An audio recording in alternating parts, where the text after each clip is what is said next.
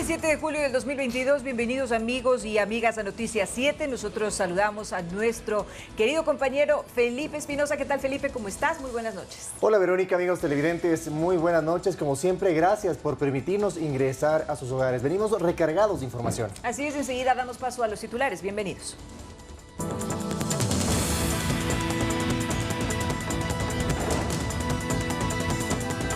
El primer paciente con viruela del mono se encuentra estable en su casa en Guayaquil.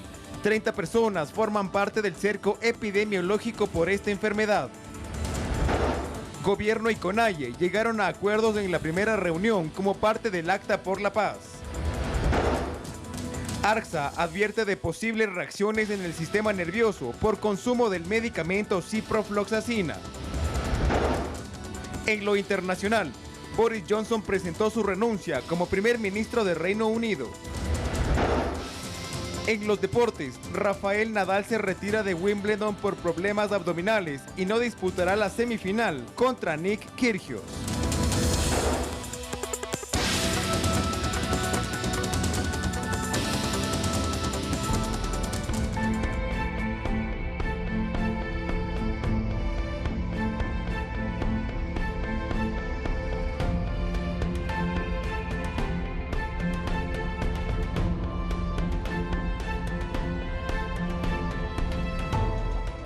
Vamos enseguida, amigos televidentes, con el desarrollo de las noticias. El primer paciente con viruela del mono de Ecuador está estable y también en su casa, según informaron autoridades del Ministerio de Salud.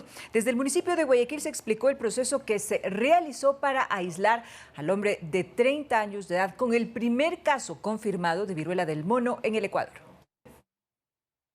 8 personas estarían en cerco epidemiológico debido a la detección del primer caso de viruela del mono en el Ecuador. Así lo confirmó el vicepresidente Alfredo Borrero. Pido a la ciudadanía que nos tranquilicemos. La variante es mayor en hombres por encima de 30 años de edad. Entonces, el cerco epidemiológico a este paciente está muy bien realizado. De su lado, el epidemiólogo del municipio de Guayaquil, Carlos Farjad, explicó que el primer paciente acudió a un hospital privado por otra causa, una patología no infecciosa, pero los médicos detectaron en la revisión clínica la presencia de lesiones en la piel compatibles con la infección viral. Es un paciente entonces estable, que tuvo una evolución muy favorable y que ahora está en su casa, pero siguiendo las medidas y recomendaciones y la vigilancia del personal correspondiente del Ministerio de Salud Pública. Según los expertos, los primeros síntomas para detectar esta enfermedad son fiebre, decaimiento extremo y el crecimiento de ganglios linfáticos del cuerpo. Después de 3 a 5 días, se presentan lesiones dérmicas como manchas o máculas que se convierten luego en ampollas en las palmas de manos y pies. Y la prevención justamente radica en el uso de mascarillas y también evitar contactos directos con las personas, lavarse las manos, usar alcohol. Al momento, el primer infectado es un guayaquileño quien no registra salidas del país, pero habría viajado a Loja en días pasados, donde mantuvo contacto con extranjeros.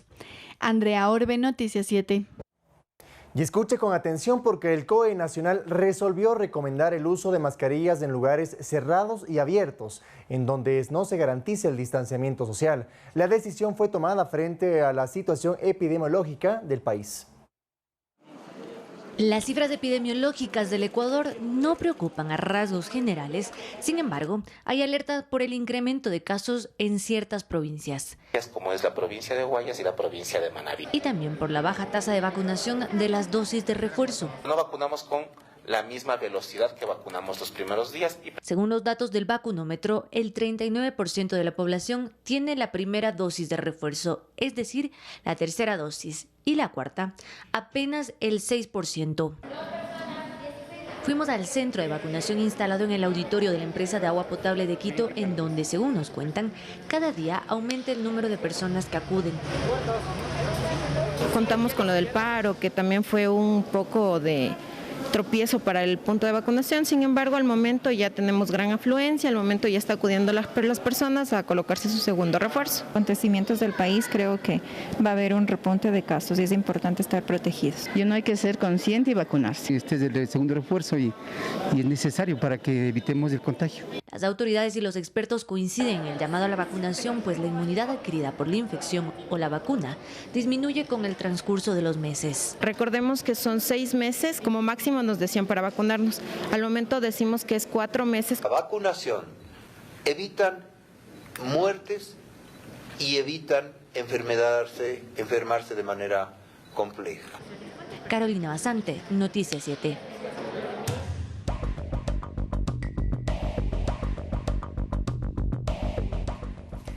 Atención amigos televidentes, del Gobierno Nacional y dirigentes de 3 organizaciones sociales llegaron a acuerdos en la primera reunión como resultado de los compromisos adquiridos en el Acta por la Paz. Se van a instalar entonces 10 mesas técnicas para analizar los pedidos de la agenda que dieron paso al paro nacional. Fue a puerta cerrada.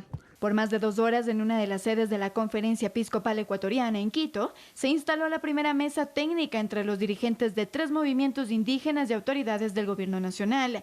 Esto con el fin de definir la metodología y hoja de ruta que dé cumplimiento a los 10 ejes de la agenda que motivó el paro nacional. Hubo acuerdos. Hoy hemos tenido una muy buena reunión. Hemos podido ponernos de acuerdo sobre la constitución de las mesas a partir de la iniciativa de la Conferencia Episcopal. La metodología del trabajo está ahí y vayamos tratando los puntos que se ha acordado este día. Va a haber 10 mesas, en cada mesa vamos a estar presentes los dirigentes juntamente con nuestros técnicos de diferentes especialidades que cada punto se necesita. Las 10 mesas técnicas serán focalización de subsidios, banca pública y privada, fomento productivo, empleo y derechos laborales, energía y recursos naturales, derechos colectivos y educación superior, protección a inversiones nacionales, control de precios, acceso a la salud y seguridad. Lo que corresponde discutir en estos 90 días, que corresponde a la agenda con el Ejecutivo, la vamos a sostener. Y lo que corresponda discutir con otras funciones del Estado, la sostendremos una agenda similar, en este caso sin determinar los tiempos. Nosotros no tenemos razones para pensar que las cosas vuelvan a entramparse después. Es más, todo lo contrario, estamos con mucha confianza, no confiados, pero sí con mucha confianza de que podemos avanzar fluidamente y de buen pie en la solución de los problemas.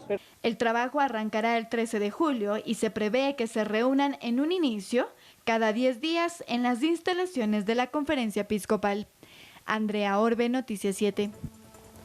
Y al volver, amigos televidentes, tras la crecida del río El Carmen, que dejó incomunicada a la parroquia Monte Olivo en la provincia del Carchi, el COE cantonal de Bolívar declaró en emergencia a la zona. Con esto y más, al volver de la pausa.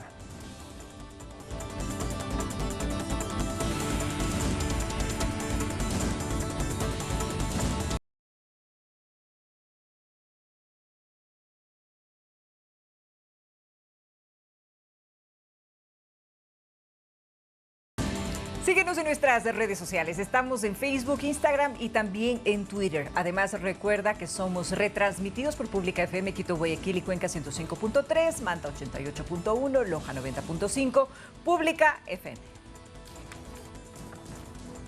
Gracias por mantenerse en nuestra sintonía. 4 menores fugaron del centro de detención para infractores Virgilio Guerrero de Quito. Escaparon por una ventana.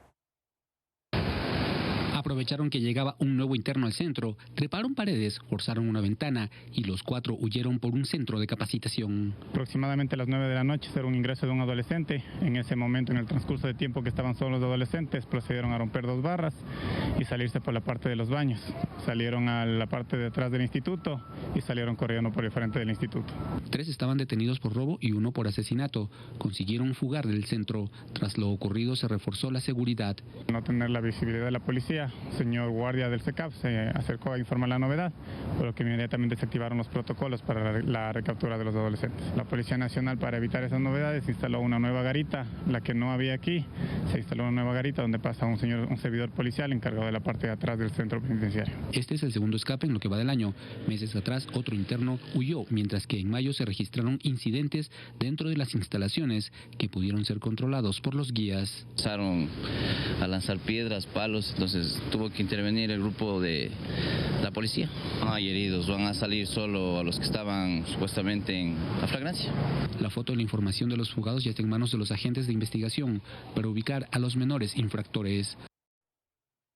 Las unidades educativas fiscales y privadas, tras la culminación de su primer año con presencialidad tras la pandemia por COVID-19, han avanzado en el proceso de nivelación en contenidos, que según el Ministerio tomará aproximadamente 2 años. En la siguiente nota le vamos a contar qué medidas se tomaron precisamente para este proceso.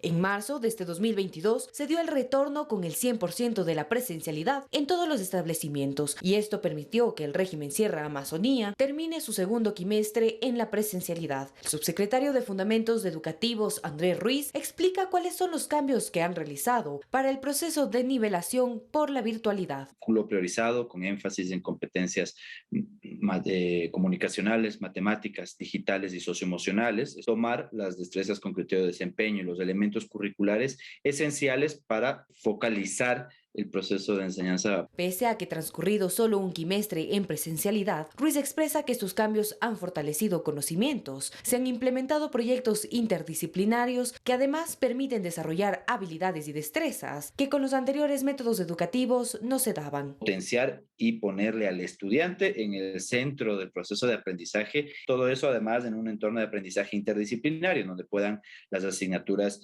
también interconectarse entre ellas. Además, resalta que estos cambios les dan a los centros educativos una flexibilidad curricular que se adapte a la realidad y las necesidades de sus estudiantes. Sino que se dan las asignaturas fundamentales, no dejan de darse, porque también es fundamental, pero también se ha creado un espacio para que pueda incorporarse en la malla curricular justamente actividades complementarias. Elizabeth Tapia es madre de familia. Cuenta que se ha percibido un cambio en el proceso de aprendizaje de su hijo, que culminó el 7º año de educación básica en la unidad educativa municipal Antonio José de Sucre. Y le vi que venía y hacía sus tareas y no fue tan complicado como cuando estaba en la virtualidad. Sin embargo, explica que en el plantel educativo no se realizó el periodo de diagnóstico y nivelación de 6 semanas que planteó el ministerio.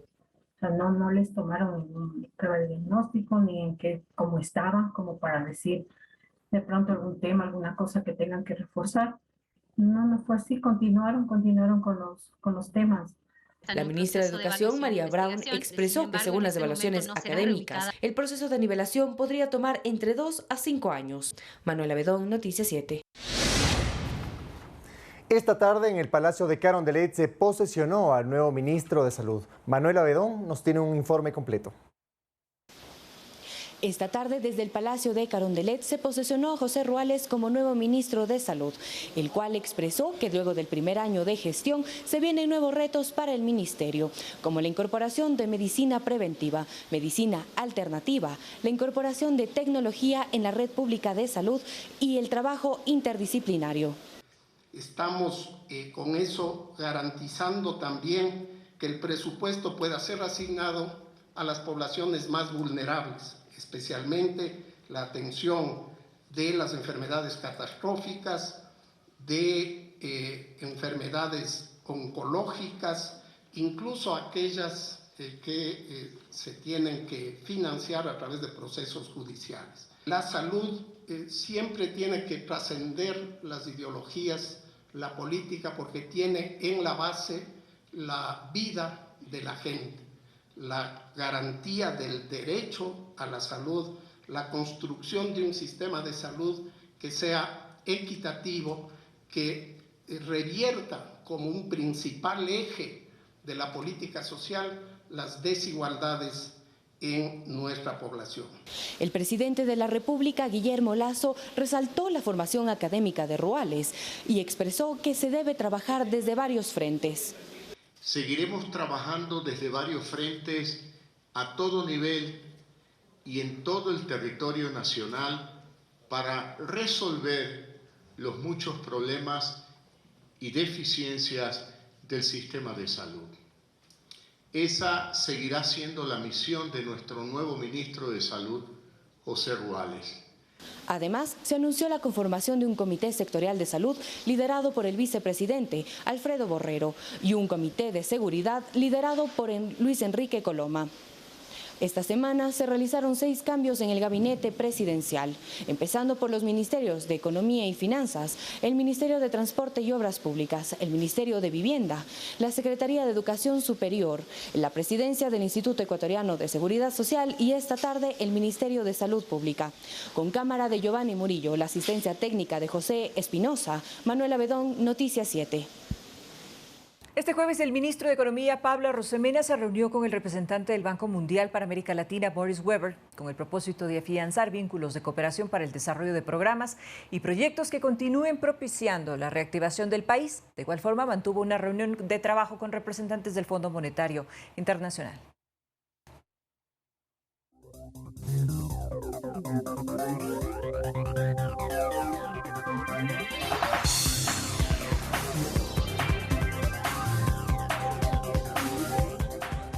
Y tras la crecida del río El Carmen, que dejó incomunicada a la parroquia Monte Olivo en la provincia del Carchi, el COE cantonal de Bolívar declaró emergencia a la zona. Luego de 2 días de la emergencia en la parroquia Monte Olivo, se reunió el Comité de Operaciones de Emergencia del Cantón Bolívar, donde por unanimidad se declaró en emergencia al cantón por el desbordamiento del río El Carmen, que destruyó un puente de acceso a la parroquia. Ha tomado la resolución de declarar en emergencia a la parroquia de Monte Olivo. Por lo tanto, quedan activadas todas las mesas técnicas. Entre las resoluciones adoptadas están declarar en emergencia al cantón la construcción de un polipaso, una tarabita con poleas para el traspaso de mercaderías, levantar un informe técnico geológico e hidrológico, activar todas las mesas técnicas de acuerdo a sus competencias. Hemos hecho ya el contacto con Yachay, donde tienen la escuela de geología, para que vengan los expertos. Comuneros se organizaron para levantar un puente provisional y muchos arriesgan su vida al cruzar el río. Año tras año, cada invierno, pues nos ha venido afectando este río, estas crecientes, y nosotros tenemos que vivir estas consecuencias y afectando la economía del pueblo, de nuestra gente. Maquinaria de la prefectura del Carchi se encuentra trabajando en el sitio, realizando la habilitación del badén para que cuando el caudal del río calme, los vehículos puedan cruzar. En otro tema, el presidente de la República, Guillermo Lasso, envió a la Asamblea Nacional la objeción parcial al proyecto de ley orgánica que regula el uso legítimo de la fuerza. El comunicado señala que la decisión va a permitir perfeccionar la normativa que busca establecer un régimen jurídico que permita regular los casos y sobre todo las circunstancias en los cuales la policía y las Fuerzas Armadas puedan hacer uso de la fuerza, sin que esto implique el menoscabo de los derechos constitucionales. Y sigue la polémica en la Asamblea Nacional por la supuesta vulneración al sistema de votación durante el proceso de destitución del presidente Guillermo Lasso. Expertos aclaran y explican si es posible la manipulación de los votos de forma remota. No es la Asamblea Nacional. Así, Virgilio Saquicela defendió nuevamente la tesis de que la presunta manipulación de votos no vino de alguien de dentro de la Asamblea, sino de un agente externo. Y vamos a llegar a saber quiénes han sido y quienes quisieron poner entera de duda la integridad del primer poder del Estado. Sin embargo, esto no deja satisfechos a todos. El presidente de la Asamblea Nacional no puede pretender minimizar este tema. Lo que nosotros sí vamos a hacer es que se dé la investigación a profundidad. Incluso después de escuchar las explicaciones del equipo técnico de la legislatura, que insiste que no hubo una vulneración al sistema tecnológico. Lo que sucedió ese día fue que una persona accedió a esos 4 curules utilizando las credenciales de los mencionados asambleístas. Para realizar el acceso se utilizó un software de control remoto conocido como AnyDesk. AnyDesk no es una solución informática de propiedad de la Asamblea Nacional, es un software comercial que se instaló en los computadores virtuales para que ustedes puedan acceder desde fuera de la Asamblea Nacional. Este programa es gratuito y para utilizarlo solo es necesario que ambas computadoras a conectarse lo tengan descargado y una conexión estable a Internet. Sea desde un dispositivo móvil o desde un computador. Hay un rastro en 2 archivos de los asambleístas que determina el uso de este software y además se logró identificar que quien lo hizo lo realizó desde una misma computadora en algún lugar muy cercano de la Asamblea. Carolina Basante, Noticias 7. En Guayaquil, preocupación en las tiendas de víveres porque no llega la leche con normalidad y además el precio se ha incrementado, según los dueños de las tiendas. En el norte de Guayaquil, Clever Cajilema nos cuenta que desde hace 2 semanas los proveedores de leche no llegan con la misma frecuencia. Por ejemplo, antes a la semana compraba 5 cajas de leche, hoy solo ha logrado conseguir 2. No llega porque el camión que nos trae la leche de lo que es de medio y cuarto no ha venido. Primero era porque decían que no había para la tinta para poner el nuevo precio, porque subió la leche antes del paro. Y después del paro, ya que no hay leche, dijo que no hay. Doña Gloria, propietaria de otro local ubicado en Sauces, también ha tenido complicaciones con sus proveedores. Por el paro. Entonces estamos nosotros perjudicados y no hemos podido ofrecer las marcas que el pueblo solicita, que el cliente solicita. Pero a este problema se suma el costo, pues algunas marcas han incrementado el valor. Por ejemplo, un cuarto de leche antes costaba 25 centavos, ahora 30. El medio litro antes 45 centavos, ahora 60. Un litro de leche antes 90 centavos, ahora $1.10.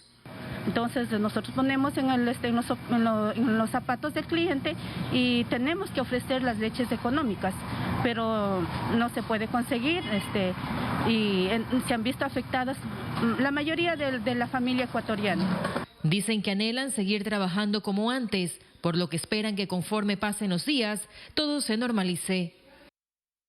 El ARCSA advierte de posibles eventos adversos en el sistema nervioso tras el consumo del medicamento ciprofloxacina, utilizado como tratamiento para enfermedades gastrointestinales e infecciones de vías urinarias. El Centro de Farmacovigilancia de la Agencia de Regulación y Vigilancia Sanitaria, ARCSA, advierte de posibles reacciones en el sistema nervioso por el consumo del medicamento ciprofloxacina. Este medicamento, la ciprofloxacina, la podemos encontrar con varios nombres en el mercado, pero sobre todo hay que tener mucha precaución con la medicación con el nombre de Proflox. Este fármaco se usa para enfermedades infecciosas bacterianas, entre ellas las infecciones del tracto respiratorio inferior, gastrointestinales y de las vías urinarias. Este medicamento es de uso muy común. De hecho, muchas personas se automedican con la ciprofloxacina. Para los pacientes cuando presentan diarreas o infecciones del tracto urinario. Según el ARCSA, el consumo de la ciprofloxacina podría causar alteraciones eventuales en el sistema nervioso. Convulsiones, alteraciones, amnesia, dolor de cabeza, confusión, y todos estos síntomas deberían ser reportados a su médico de cabecera. Frente a esto, el ARCSA informó que se retiró del mercado el medicamento Proflox 500 en forma de tableta. Para el médico gastroenterólogo Edison Núñez, se puede optar por otro tipo de medicamentos para tratar estas enfermedades. Podemos utilizar otra medicación que se llama Bactrin suprametoxazol, trimetoprim sulfamethoxazol con el nombre de Bactrin o Bactrin Forte. En el caso de infecciones respiratorias podríamos utilizar penicilinas o cefalosporinas como la cefalexina o penicilina benzatínica. Para el personal médico se recomienda su uso únicamente cuando los beneficios para el paciente superen los riesgos, mientras que para el público en general se recomienda no automedicarse y en caso de presentar alguna reacción acudir directamente a un médico. Edison Saavedra, Noticias 7. Cuando regresemos de la pausa, amigos televidentes, revuelo en Reino Unido tras la dimisión del primer ministro Boris Johnson como líder del Partido Conservador. Ya regresamos después de la pausa.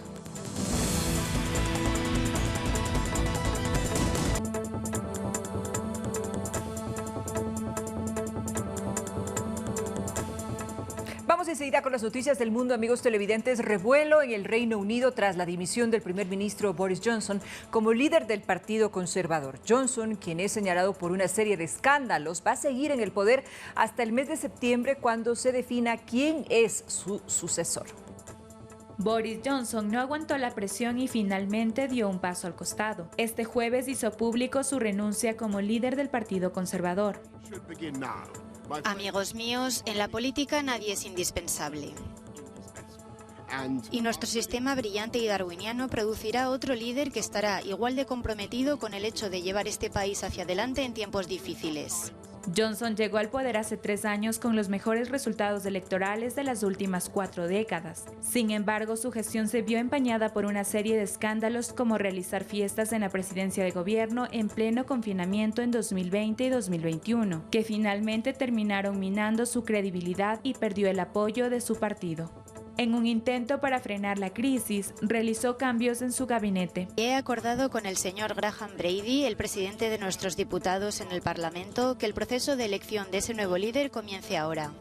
Sin embargo, sus colaboradores lo abandonaron, 59 renunciaron e incluso este jueves el nuevo titular de Economía, Naim Sahawi, pidió al ministro británico que hiciera lo correcto y que abandonara el cargo, algo que finalmente lo hizo.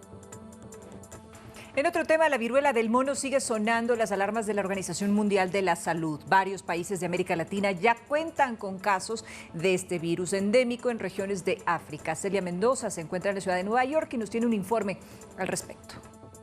La Organización Mundial de la Salud expresó preocupación frente al aumento de los casos de la viruela del mono, tras determinar a finales de junio en una reunión de emergencia que el brote actual de viruela del simio no constituía una emergencia de salud pública de interés internacional. Sin embargo, en las últimas semanas, los casos se han duplicado y más países han confirmado la presencia del virus. Sigo preocupado por la escala y la propagación del virus. En todo el mundo ahora se han registrado más de 6.000 casos en 58 países. Las pruebas siguen siendo un desafío y es muy probable que haya una cantidad significativa de casos que no se resuelvan. Europa es el epicentro actual del brote, registrando más del 80% de los casos a nivel mundial.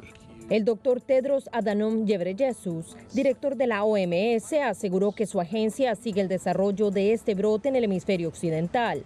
Hasta principios de esta semana en Estados Unidos se han confirmado 605 casos en 29 estados y el Distrito de Columbia. Van 538 infecciones en Canadá, 106 en Brasil, 15 en México y Perú, 8 en Chile, 6 en Argentina, 3 en Colombia, 1 en Venezuela y recientemente Ecuador, Jamaica, República Dominicana y Panamá confirmaron su primer caso. Mis equipos están siguiendo de cerca los datos. Planeo volver a convocar al comité de emergencia para que estén actualizados sobre la epidemiología actual y la evolución del brote y la implementación de contramedidas. Los reuniré durante la semana del 18 de julio o antes si es necesario. La OMS está trabajando con los países y las empresas farmacéuticas la distribución de vacunas que son escasas. Ciudades como Montreal en Canadá y Nueva York en Estados Unidos han comenzado a vacunar a las personas más vulnerables. Ahora que me vacunaron me siento bastante protegido y confío en que estoy haciendo mi parte en esta lucha contra la viruela del mono. Sin embargo, todavía tengo que esperar de 7 a 10 días antes de que mi sistema inmunológico esté listo para la batalla. Pero sí, me siento bien. En la ciudad de Nueva York, el Departamento de Salud ha establecido 2 puntos de vacunación, uno en Harlem y el otro aquí en Chelsea, donde se distribuirán 6.000 vacunas. Y a pesar de que el virus afecta a la población en general, por ahora solamente los hombres mayores de 18 años que tienen sexo con otros hombres son elegibles para recibirla, según las autoridades sanitarias. Celia Mendoza, Voz de América, Nueva York. Los niveles de agua han caído a mínimos históricos en el norte de Italia, donde se ha declarado el estado de emergencia. Los residentes de la ciudad de Verona ya sufren, por ejemplo, restricciones de agua y se enfrentan a multas de hasta 500 euros por lavar su auto o regar el jardín, por ejemplo. Un grito de auxilio en medio de una temprana ola de calor sin señales de lluvia. Italia se enfrenta a su peor sequía en décadas. El gobierno ha anunciado fondos de más de 35 millones de euros para hacer frente a la escasez de agua y un estado de emergencia que facilita acceder a ellos. La emergencia también permite a las autoridades racionar el agua. Los residentes en Verona se enfrentan a multas de hasta 500 euros por violar las restricciones en el uso del agua potable. Pero muchos lo ven necesario. Sí, oí hablar de esa norma. Estaría bien ahorrar un poco en todas partes. Intentamos también que nuestros hijos se acostumbren, pues será su futuro. Cada vez será más así y por eso debemos comprometernos con esto. Otras ciudades se disponen a apagar sus fuentes de agua. La sequía es la que más afecta al Valle Agrícola del Po, donde el nivel del agua ha caído en un 85% por debajo de lo normal. Los expertos en agricultura dicen que la sequía amenaza a un tercio de la producción nacional de alimentos. No solo los cultivos están sufriendo, el calor también afecta a los animales. Tenemos un sistema de ventilación para las vacas para ayudarlas a soportar las temperaturas. Para este artista, los campos estériles son una oportunidad para transmitir un importante mensaje que tanto el gobierno como los ciudadanos valoran. En las afueras de la ciudad marroquí de Casablanca, en una escuela abandonada y cubierta de basura, es donde viven algunos de los migrantes que intentaron saltar a España por la valla de Melilla el pasado 24 de junio. En las afueras de la ciudad marroquí de Casablanca, en esta escuela abandonada y cubierta de basura, es donde viven algunos de los migrantes que intentaron saltar la valla de Melilla el 24 de junio. La policía los llevó en autobuses desde Nador hasta aquí para alejarlos de la frontera. Ahora estos sudaneses vagan entre la miseria. Lo que pasó en la valla entre España y Marruecos fue brutal. Nos golpearon a todos, a los vivos y a los muertos. En las aulas se ven jóvenes tumbados en el suelo. Muchos son menores. Algunos están enfermos, otros tienen vendas en las piernas o en los brazos. Además de estar heridos, muchos están en estado de shock. Hay migrantes que vieron a sus amigos o familiares morir. Estuvimos bajo el sol durante más de 8 horas. Vino un médico, pero no pudo encontrar el pulso. Mi amigo estaba muerto. Este ha sido el primer salto a la valla fronteriza desde que España y Marruecos retomaron sus relaciones diplomáticas, tras casi un año de tensión entre los dos países. El órgano de las Naciones Unidas encargado de velar por el cumplimiento de la Convención Internacional sobre los Derechos de los Trabajadores Migrantes afirmó en un comunicado que la tragedia de Melilla se podría haber evitado si las políticas de fronteras tuvieran en cuenta de manera exhaustiva los derechos humanos. Terribles imágenes, amigos. Según el informe de la ONU, unas 830 millones de personas padecieron hambre en el año 2021 debido a la pandemia y también a la crisis climática. El hambre en el mundo aumentó en 2021. Según un informe elaborado por 5 agencias de la ONU, unos 830 millones de personas padecieron hambre en 2021 debido a las consecuencias de la pandemia y la crisis climática. La cifra crece hasta 2.300 millones en lo que respecta al número de personas que tenían dificultades graves o moderadas para obtener suficientes alimentos. Desde la FAO alertan de que el mundo está perdiendo la batalla contra el hambre. Hemos visto que la pobreza extrema ha aumentado sustancialmente. Hemos perdido cerca de una década de avances en la reducción de la pobreza extrema. También hemos visto que la desigualdad está subiendo y, por supuesto, todos los indicadores sobre nutrición no van por el buen camino. La situación es especialmente catastrófica en Asia, donde el 20% de la población ha sufrido hambruna en 2021. En África el 9% de la población padece hambruna y en América Latina y el Caribe el 8,6%. Las previsiones para este año son preocupantes, ya que la guerra en Ucrania ha interrumpido las cadenas de suministro y ha hecho subir los precios de los alimentos, la energía y los fertilizantes. Si nada cambia, el planeta fracasará estrepitosamente en su objetivo de erradicar el hambre para 2030. Para entonces, la ONU calcula que habrán unos 670 millones de personas pasando hambre. Entre enero y mayo del 2022, la municipalidad recogió aproximadamente 4.500 toneladas de material de los ríos. Una de las preguntas que se genera es cómo cortar con esta generación de desechos para evitar este impacto medioambiental. Y esto sucedió en Manaus. En Manaus, la principal urbe de la Amazonía brasileña, se presenta una preocupante tragedia ecológica. Enormes cantidades de basura se acumulan en los ríos y canales de esta ciudad, un grave problema que se repite cada año luego de las épocas de lluvia.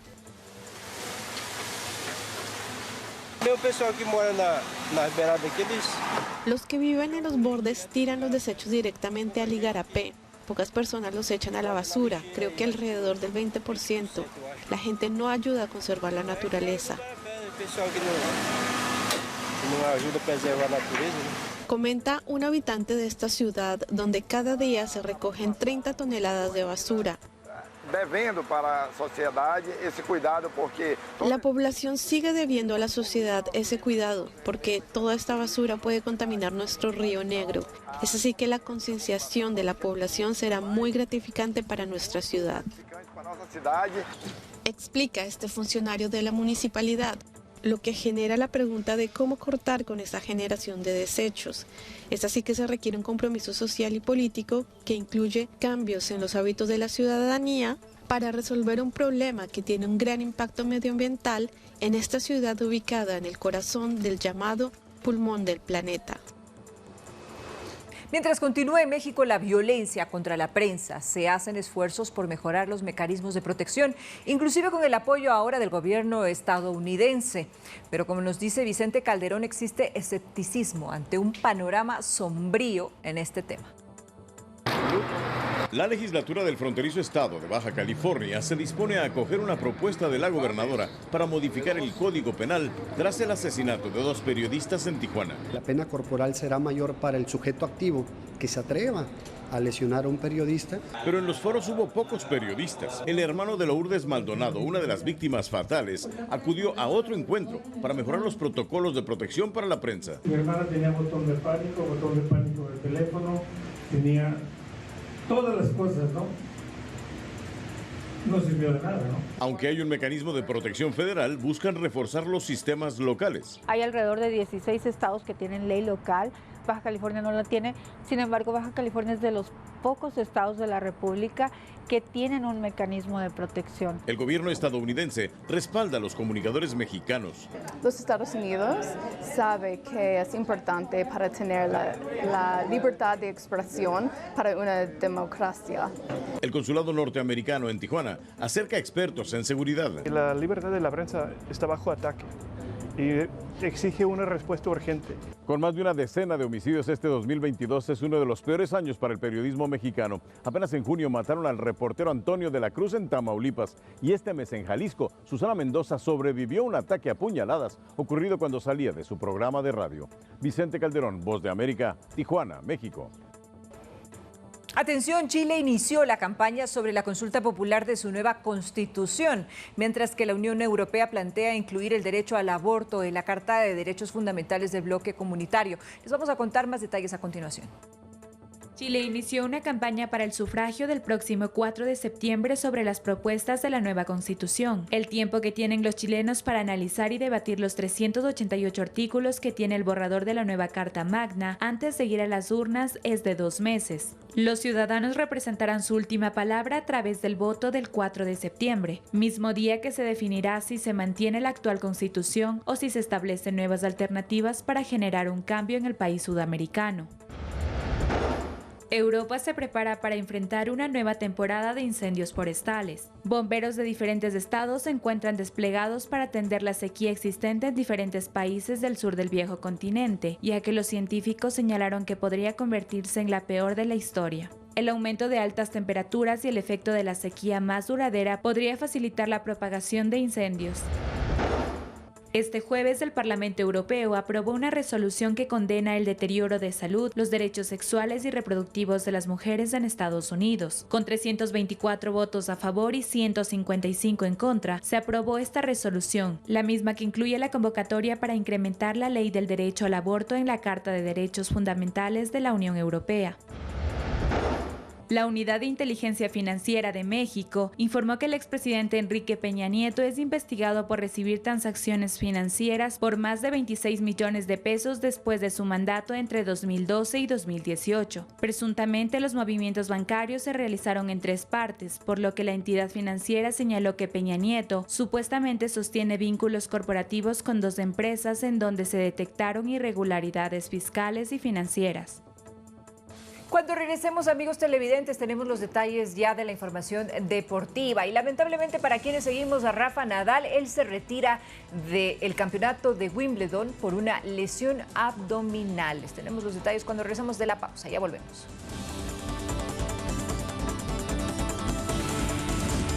Vero, amigos televidentes, muchísimas gracias por permitirnos ingresar a sus hogares y la cita es mañana a la misma hora. Descansen. Así es, y recuerden que tenemos a las 7 de la mañana también un noticiero muy especial porque tendremos la grata visita al vicepresidente de la República, Alfredo Borrero, con quien vamos a trabajar y vamos a tratar temas de interés en nuestra mesa de Noticias 7 a las 7 horas en punto. Que descansen.